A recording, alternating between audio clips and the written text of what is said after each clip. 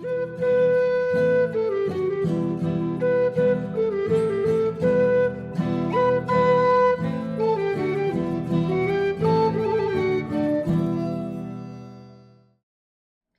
Charles's third wife, I had become stepmother to his two young girls, Anne and Mary. Their mother had been dead some 4 years, so they were overdue some maternal love. My life with them at Westhorpe was fulfilling, and we were very happy. But soon the Tudor and Brandon nurseries would be in full production. 1516, a niece, Mary, yes, the one everyone confuses me with, and a son for us, Henry. In 1517, Catherine and I embarked on a pilgrimage to give thanks for our healthy children, for which Charles and I were rewarded. Our daughter Frances arrived. Baby Mary was betrothed to the Dauphin Francois to cement our peace with our friends the French. I hoped for a good match for our daughter, but I would never force her into a marriage she did not support herself. Then Eleanor came along, and I was no longer so afraid of that place from which my mother had not emerged. Lying in, I was becoming very knowledgeable and knew well what to do and when. 1520, there was to be a great celebration of union between England and France. Charles and I were part of the VIP entourage travelling to what would be known as the Festival of the Century, the Field of the Cloth of Gold. Here I was reacquainted with the French court. I was warmly welcomed as family by both Francois and heavily pregnant and rather uncomfortable-looking Claude. We wasted no time in talking of childbearing, though she did not look as enamoured by the prospect of returning to the childbed, and as it transpired, she was right to be nervous. Then tragedy struck our idyllic family. Our little boy Henry died. He was just 6. You can never replace a beloved child. My firstborn Henry would be forever in my heart, but as my arrival did for my mother, the arrival of our son a year later helped heal the void his death had left.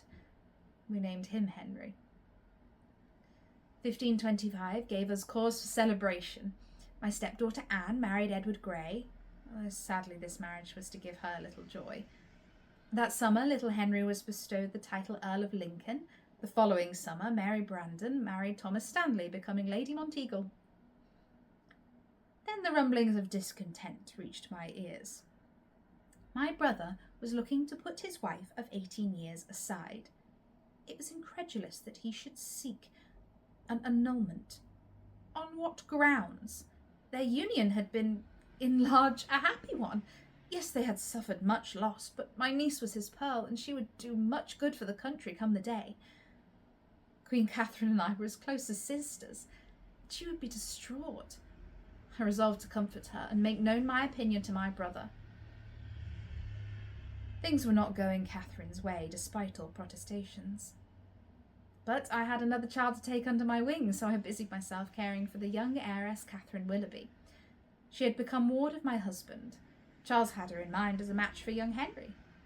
He could do worse, so I was not opposed to the principle of the notion. The sweat was rife, and that summer it gripped me. My health, if I am honest, has not always been a good friend to me. I know many feared my constitution so poor that it would take me. Against all predictions, I survived, though I would never go back to being that busy, active sprite that I had once been. Still, it pained me greatly that my brother, the fool, remained ever more infatuated with that Boleyn girl. I had never warmed to her. She had an edge, something about her you could not articulate. I had watched her like a hawk as she tended me in France. Now that something emerged, and she wanted my sister-in-law's husband and her crown. I was powerless to help. What my brother wants, my brother gets. Unable to get his own way through Rome, he jeopardized everything to break that historic tie, appointing himself answerable only to God. Surely he had gone too far. I made my views known. I did not support his actions, nor would I recognize his mistress as queen. We had a queen, Catherine.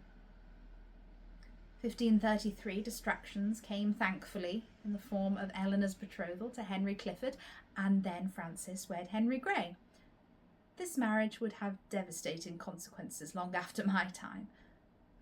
Would we have done things differently had we known?